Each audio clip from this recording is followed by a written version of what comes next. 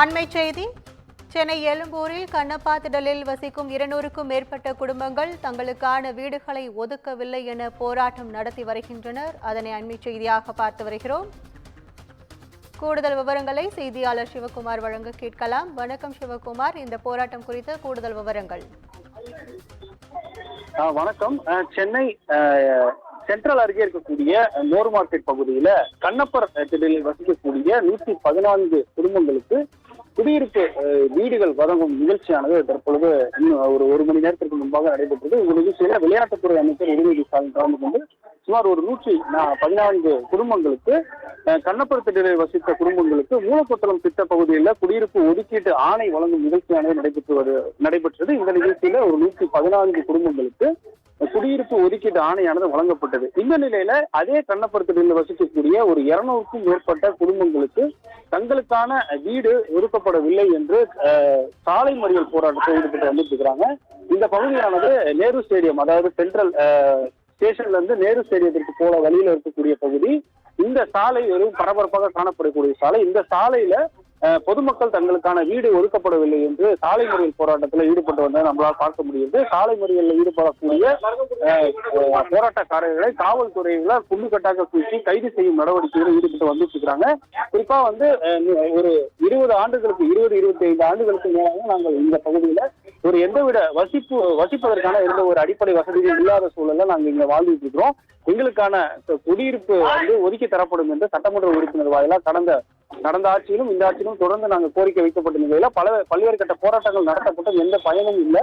இந்த நிலையில ஒரு 114 குடும்பங்களை மட்டும் தனிப்பட்ட முறையில தேர்வு செய்து அவர்களுக்கு மட்டும் இல்லங்களை ஒதுக்கிவிட்டு எங்களுக்கான குடியிருப்புகளை வழங்காமல் எங்களை இந்த அரசானது ஏமாற்றி விட்டது என்ற ஒரு ஆதங்கத்தை வெளிப்படுத்தி இந்த போராட்டக்காரர்கள் ஆண்கள் பெண்கள் என ஏராளமானோர் இந்த போராட்டத்தில் ஈடுபட்டு வந்திருக்கிறாங்க. தொடர்ந்து பல்வேறு முறை இந்த சட்டமன்ற உறுப்பினர்கள், இந்த பகுதியை சேர்ந்த கவுன்சிலர்கள் மற்றும் இந்த அமைச்சர்கள், துறை வாரியான அமைச்சர்களை சந்தித்து பல்வேறு கோரிக்கைகளும் வழங்கப்பட்ட நிலையில எங்களுக்கான ஒரு கோரிக்கையை நிறைவேற்றப்படலை அப்படிங்கிறத ஒரு அடிப்படையை வச்சு இதே பகுதியில் வசிக்கக்கூடிய 114 குடும்பங்கள் மட்டும் வழங்கிவிட்டு எங்களை இந்த அரசு ஏமாற்றி விட்டது என்ற ஒரு ஆதங்கத்தை வெளிப்படுத்தி இந்த போராட்டத்தில் ஈடுபட்டு வந்துட்டு இருக்காங்க. கைது செய்யும் நடவடிக்கைகளும் காவல்துறையிலும் ஈடுபட்டு வந்துட்டு இருக்காங்க.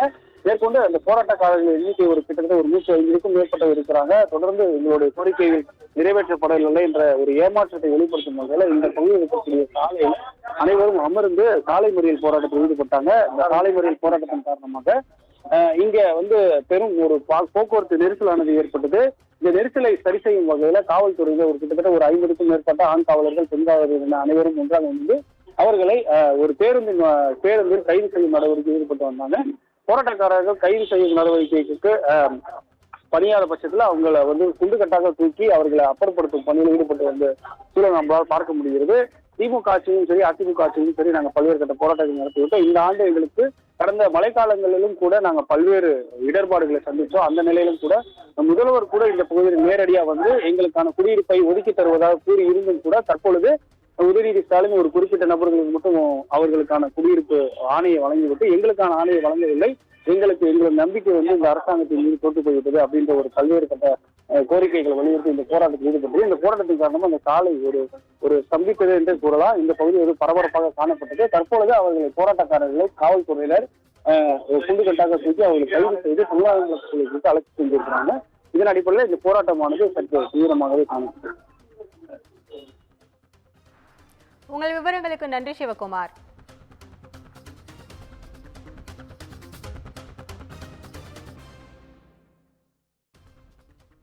வருஷம் ஆகுது சார். நாங்கள் உள்ள 3 ஏரியாவுக்கு கொடுத்தாங்க. இதே கார்பரேஷன் கார் தான் எங்களை இட்டுன்னு போய் விட்டுது. 40 வருஷம் அத்தாச்சி நாங்கள் காட்டுறோம் சார். இது வரைக்கும் எங்களை என்ன ஏதுன்னு யாருமே கேட்கல. பின்னாடி வந்தவங்களும் நீங்க வீடு கொடுக்குறீங்க. நாங்கள் இத்தனை காலமாகறோம். வயசானவங்களாம் சேர்த்துட்டாங்க. இன்னும் நாங்களும் சாக போற காலம் வந்துச்சு. இன்னும் நம்ம பிள்ளைங்க எப்படி போறது சார்? எங்களை என்ன ஏதுன்னு கொஞ்சம் கூட கண்டுக்க மாட்டேன்றோம். இப்ப என்ன சொன்னாரு, நான் எம்எல்ஏ இட்டுன்னு வரேம்மா, அவரு இட்டுன்னு வரேன்னு நீங்க போங்கன்னாரு. அவ்வளவு இதுவா போயிட்டாரு சார். எதுவுமே சொல்ல சார், எதுவுமே பதில் சொல்ற வரோம் அதான் சொல்றாரு. இந்த 40 வருஷமா இப்ப 4 வருஷமா அவர் வந்தாரு. சிலட் எடுத்து போட்டா பிடிச்சாரு, நம்பர் போட்டாரு. என்ன எதுனா அவங்களுக்கு கொடுக்கும் போதா எங்களுக்கு பண்ணாரு. அந்த கண்டுக்கவே இல்லை சார். எடுத்து லிஸ்ட் எடுத்து வச்சுக்கிறாரு கண்டியா, அது கண்டுக்கவே இல்லை சார். எங்க அம்மா அப்பா கூட வீடே வாங்கல சார். நாங்க அனாதை ரோட்ல இருக்கிறோம் சார். எங்களுக்கு ரோட்ல பாட்டுக்கு இடம் இல்லை சார். அவங்க தரேன்னு சொன்னாங்க சார். நீங்க ரேஷன் கார்டு ஆதார் கார்டு நாங்க அத்திரி வச்சதுக்கு இருக்கிறோம் சார். நாங்க இங்க எங்க அக்காக்கா வீட்டுல எங்க அம்மாக்கு எங்க அண்ணன் யாரும் இல்லை சார். நாங்க குழந்தை குட்டி எல்லாமே எங்களுக்கு இருக்காங்க. நாங்க சம்பாதி வாடகை கட்ட கூட அனாதையா கிடக்குறோம் சார். வாடகை கூட கட்ட எங்களால முடியல சார்.